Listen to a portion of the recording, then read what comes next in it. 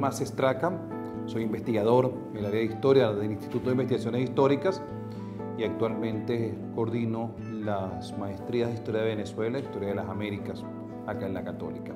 Mi línea de investigación generalmente gira en torno a la historia de las ideas políticas, la historiografía, que vendría siendo una reflexión sobre los discursos históricos y la vinculación entre historia y los discursos históricos, historia y historiografía, las políticas de las memorias.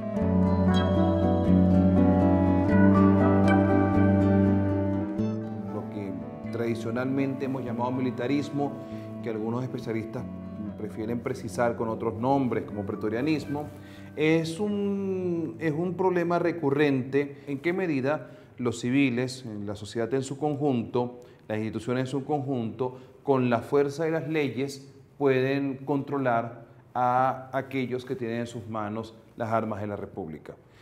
Esto ha sido un problema que está vinculado con la misma fundación de la República. Aunque la República nace en un acto esencialmente civil, rápidamente deviene en una larguísima guerra. En realidad, los primeros 120 años de la República Venezolana está controlada por hombres de armas, bien sean militares, muy pocos de carrera, o bien sean hombres que simplemente se dedican a la guerra, como los caudillos. Va a ser a partir del año 58 lo que se inicia lo que algunos hablan de una república civil, en la cual la preeminencia está claramente en manos de los civiles, aunque los militares nunca pierden del todo poder, porque en ninguna parte del mundo los militares carecen de poder. Son obviamente un poder. Lo que se discute no es eso, sino quién controla y supervisa a quién.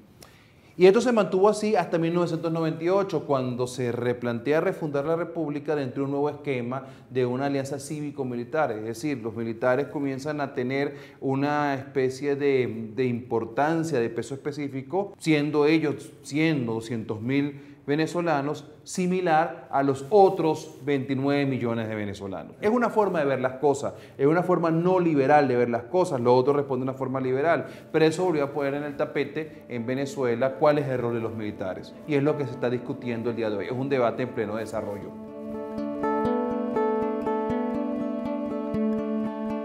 El convenio con la Santa Sede en el año 64 regula las relaciones entre Iglesia y Estado. Desde la llegada de los españoles hasta 1964 existió en Venezuela lo que se llamaba el patronato eclesiástico. ¿Qué implicaba esto? Que la Iglesia y el Estado estaban unidos. ¿Qué ocurre cuando Venezuela se independiza? Venezuela se propone ser una república liberal, y si hay alguna cosa que es importante del liberalismo es la libertad de pensamiento, la libertad de conciencia. En el caso venezolano no se declara una religión de Estado, pero sí se mantiene el patronato. Es el Estado venezolano quien dirige la iglesia, es el Estado venezolano quien le paga el sueldo a los sacerdotes.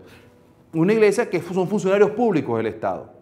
¿Por qué unos liberales quieren eso? Bueno, para controlar a la iglesia, es obvio. El poder que puede llegar a tener la iglesia es tan grande que su control es muy importante, sobre todo para regímenes, como fueron la mayor parte de los regímenes venezolanos autoritarios y dictatoriales. Es esto lo que cambia. A partir del año 64, no se rompe completamente la unión Iglesia-Estado, pero sí se le da una gran autonomía a la Iglesia para que ella, por su parte, resuelva la conducción, su administración, y el Estado, bueno, tiene cada vez una postura más distante, más indiferente en términos de lo eclesiástico, aun cuando sigue teniendo algunas incidencias. Uno de los grandes problemas que tiene la sociedad venezolana en los últimos 30 años es que no hay grandes acuerdos que nos permitan convivir. Los últimos, tal vez 10 años del régimen anterior, del régimen de lo que podemos llamarle régimen democrático, democracia civil, el nombre que ustedes quieran ponerle, esos últimos 10 años fueron, bueno, unos años de verdadera crisis, de verdadero enfrentamiento que trajeron como consecuencia el desmoronamiento del sistema. Luego llega Hugo Chávez al poder, Hugo Chávez propone una revolución, no define muy bien de qué va la revolución.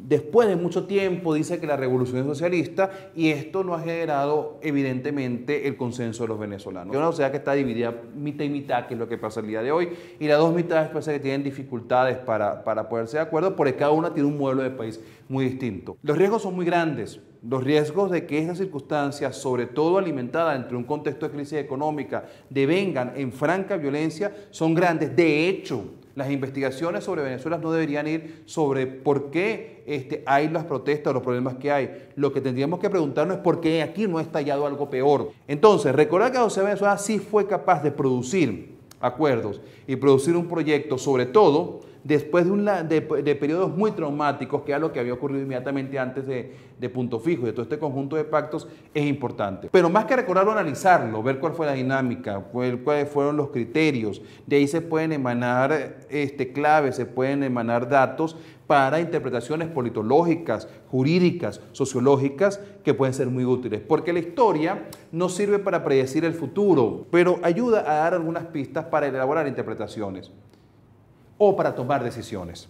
Así que hablar de esto el día de hoy no es hablar de lo que pasó hace 50 años. En buena medida es hablar de cosas que nos están pasando en la actualidad, que pueden encontrar parte de las soluciones en la experiencia y las lecciones de ese pasado de hace medio siglo.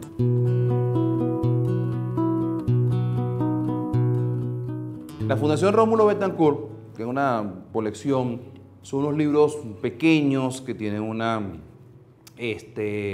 introducción de unas 30, 40 páginas y después una compilación documental diseñados inicialmente para los estudiantes que cursan el diplomado en Historia Contemporánea de Venezuela, que organiza la Fundación conjuntamente con la UPEL. Esos libros editados por la Fundación Betancourt y que tienen algunos autores importantes como Naudi Suárez Figueroa, pero en particular para esta etapa el libro de Guillermo Tell Aveledo Coll sobre estos últimos años, es una lectura que puede ayudar mucho para entender lo que está ocurriendo en Venezuela. Hay un trabajo de Naudi Suárez que se llama Punto Fijo y otros pactos, también editado por la Fundación Betancourt, puede darnos algunas pistas al respecto. Buscando en términos más amplios, hay unos trabajos de Diego Otto Urbaneja, publicados por el Centro Gumilla, sobre el sistema político venezolano, y un trabajo de Juan Carlos Rey, también publicado por el Centro Gumilla, que son pensados para todo público y razonablemente accesibles